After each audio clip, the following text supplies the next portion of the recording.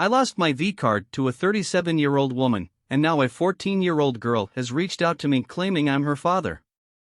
It has been a weird couple of days for me, and I need to get this off my chest.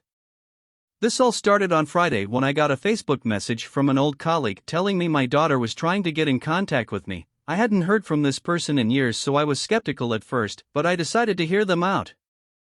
The girl in question has recently lost her mother to cancer, and the man who she thought was her father turned around and told her she wasn't his and kicked her out. She moved in with her uncle thankfully, but ever since she's been looking for her real dad. Anyways, around 15 years ago, I was a naive young man barely in my 20s working in a supermarket. When I started, I was buddied up with a 37-year-old woman who was drop-dead gorgeous. Like I said, I was rather naive, so obviously, I instantly became infatuated with her easygoing and tactile demeanor. Sadly, only a month after I started that job, she handed in her notice, and that spurred me to go for it and ask her out on a date. She laughed and agreed, and so started the wildest 3 months of my life.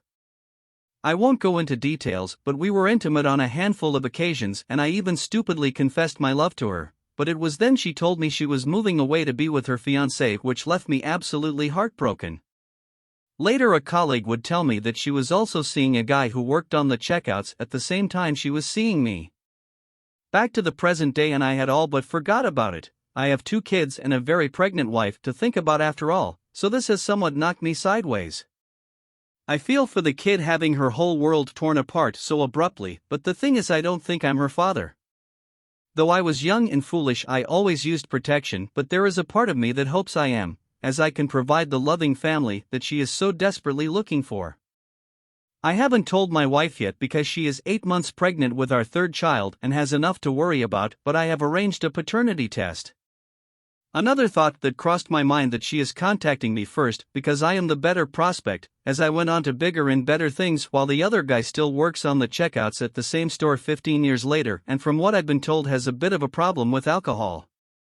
I'm also angry at the man who raised her, playing dad all those years only to callously abandon her when she needed him the most. I'm also angry and sad that I might have missed out on so much of my potential daughter's childhood. The wife knows something's up, so I think I'm going to bite the bullet and tell her. I just had to get this off my chest. Edit, update. Wow, I didn't expect this to blow up so much. I have an update on the situation, so I sat my wife down and told her everything this morning, like most of you have been suggesting.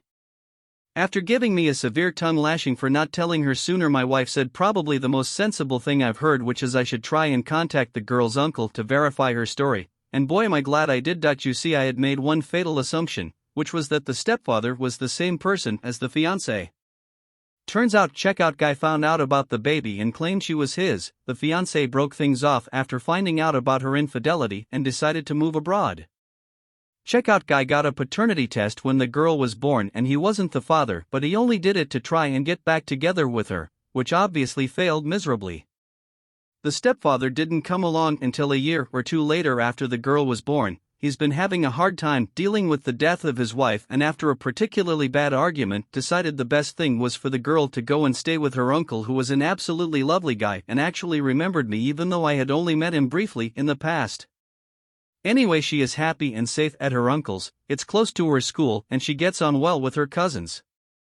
The crazy thing is that they weren't actually looking for me. I just happened to have the same first name as the fiancé.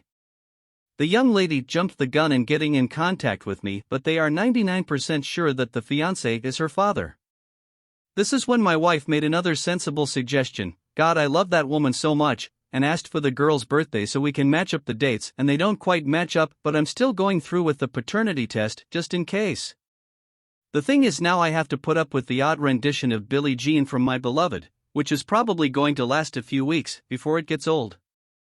I should explain why I didn't immediately tell my wife about this. You see, I was just panicking about the whole situation, and though she is a caring and understanding woman, she can be rather ferocious. Needless to say, I try not to find myself on the sharp end of her tongue. Also, she is 8 months pregnant and it has been a difficult pregnancy for her, and I didn't want to add any extra stress, but as many of you have pointed out, it would have only been worse if I had not said anything. I lost my V-card to a 37-year-old woman, and now a 14-year-old girl has reached out to me claiming I'm her father. Part 2. though I do a fresh post since the other one was getting quite long.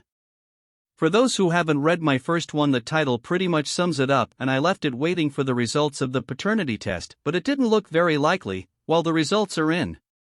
First though, I want to tell you guys about something that happened on Thursday. I was minding my own business cooking the kids' dinner when my wife starts calling my name and telling me to come quick. I rush into the living room and she's flapping her arms like a madwoman and pointing at her phone. "Your story's online," she yells excitedly. That woman nearly gave me a heart attack. I was shitting a brick thinking that her waters had broken early, so thanks for that. Right, so back to the results, and I am not the father. I know some of you have said I should adopt her anyway, but personally I think that would be highly inappropriate. Also, one critical point I forgot to mention is that I actually live in Norway and she is in the UK, so it wouldn't be practical. However, that isn't the end of the story, far from it in fact, because even though I am not her father, we have enough common DNA to be fairly close cousins. This was when it hit me: Cousin Jeff, not his real name. Cousin Jeff, the son of my dad's oldest brother and is 12 years my senior, and incidentally my wife's stepbrother. He had found out about me and the ex after bumping into us on a night out and promptly told my entire family just to embarrass me. Needless to say, he is a massive prick. Anyway, around the time I was moping around after getting my heart broken, Jeff was making lots of cryptic remarks about sloppy seconds, his words, not mine. I didn't think anything of it at the time because he always enjoyed winding me up and had only been married to his now ex-wife for around 18 months, but now I'm not sure. Jeff has twin daughters in their early 20s who are on good terms with my wife, so we reached out to them first since they know how to handle him. They said they would get him to do a DNA test even if they had to resort to bully him into it, but as of this moment that's as far as we know. As for the young lady who contacted me, my wife has been in contact with her every day and has been super supportive. We get on really well with her uncle and his wife, so she may not have found the father she was expecting, but she has found a load of cousins that will welcome her into the family with open arms.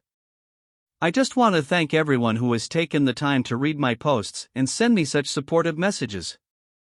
Also, I want to apologize if anything sounded a bit odd, since despite being from the UK, I've lived in Norway for nearly 10 years now and I sometimes forget how to speak English, which is weird. And finally, I think everyone is being a bit harsh on the stepfather, and to be honest, I was in my initial post for sending the girl to live with her uncle. He isn't coping after the death of his wife, but saw that he was just hurting his stepdaughter, so he sent her away so she didn't have to be around it. From what I've been told, they're going to therapy and hope to mend their relationship, and I wish him all the best because even though he isn't her dad by blood, he's the only dad she's ever known.